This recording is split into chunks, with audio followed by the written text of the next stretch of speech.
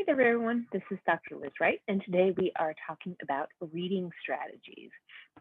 So let me share my screen with you. So as I said, today's topic is reading strategies. And so these are going to be suggestions for or strategies for reading for your college level classes, whether it be a remote class or an online class.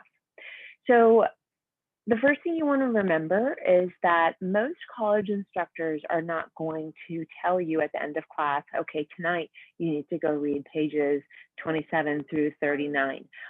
They have given you a syllabus, which the syllabus lists off the readings for the week.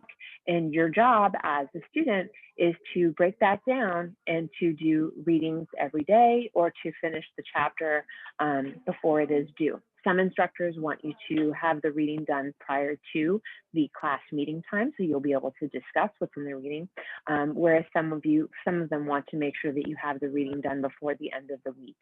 So you want to always find and complete your readings. I've heard from a lot of students in feedback from my classes that they were upset that they never had to use the textbook and that they purchased the textbook. And my thought was, well, but the textbook is supposed to be read every week. So I don't understand why it is that these students are upset that they didn't have to use it. Most of your college instructors are not going to give you daily homework that says go to page 55 and do exercise XYZ. That's not how college classes typically work, okay? So you want to make sure that you find and complete your readings. If you look in my syllabus, there is a calendar and it lists off the readings for that week. So my suggestion is always for students to have completed their reading prior to the first class meeting that week. If you're taking an online class, then you obviously want to do the reading prior to completing your assignment for that week. So what are some strategies that we can use while we are reading? So if you're reading something and you find a word that you don't understand or you don't know what it means, the first thing you should do is stop and look it up. Or as I tell my students, GTS, Google that stuff. So go and Google the words that you don't understand. If it's a psychology specific term, the APA online dictionary can be really useful for that. Okay, so make sure that you understand what you're reading. Don't just flip over words that you don't know what they mean because they might be important.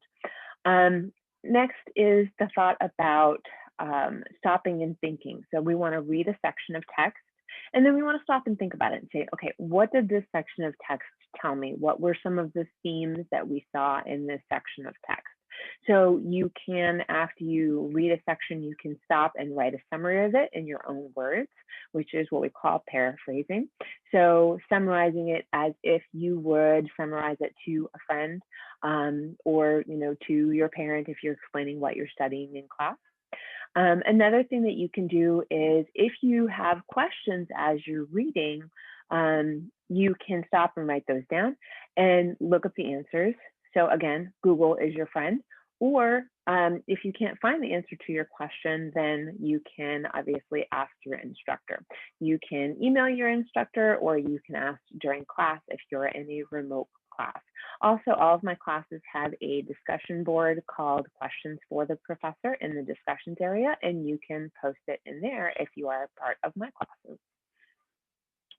So other reading strategies. So as you're reading through things, there's going to be some things that you already know, especially if you maybe are a psychology major. You've taken a couple of psychology classes before, and so you already know some of the things that we're going to be relearning about or having reinforced through our reading. So if there's things that you're finding that are things you don't know, or things that you think, I really should review this when I go to review for an exam, you want to highlight that information. So highlight new information, highlight facts that you don't know easily. And these are things that you could help to review when you go to review for your exams. So you can look back through the textbook as you're reviewing and remind yourself of the highlighted portions. We already talked a little bit about this. So as we're going through different sections, we want to look for themes in the text. Themes meaning that this section, focused on this idea or this section focused on this idea, and you want to write down those themes. so that, again, as you're reviewing your notes for your exam, you know what the themes were throughout the text. When you encounter vocabulary words, sometimes they're bolded, sometimes they're not bolded, but when you encounter vocabulary words, you want to stop and write down an example of those vocabulary words from your own life or from an example that you've personally seen. And this helps us to actually create memories relating to the self and relating to the new concepts that we're studying. So you can stop and write those down. If you are using a textbook that you can write in, you can write your examples in the margins, and that can help you to review when you come back to review for an exam, because you have those personal examples already and you understand what is going on with those personal examples. Okay, so those are strategies for reading our textbook. I would love to hear any sort of other strategies that you have that have worked for you. Feel free to put those in the comments section, and I look forward to reading them. Thanks.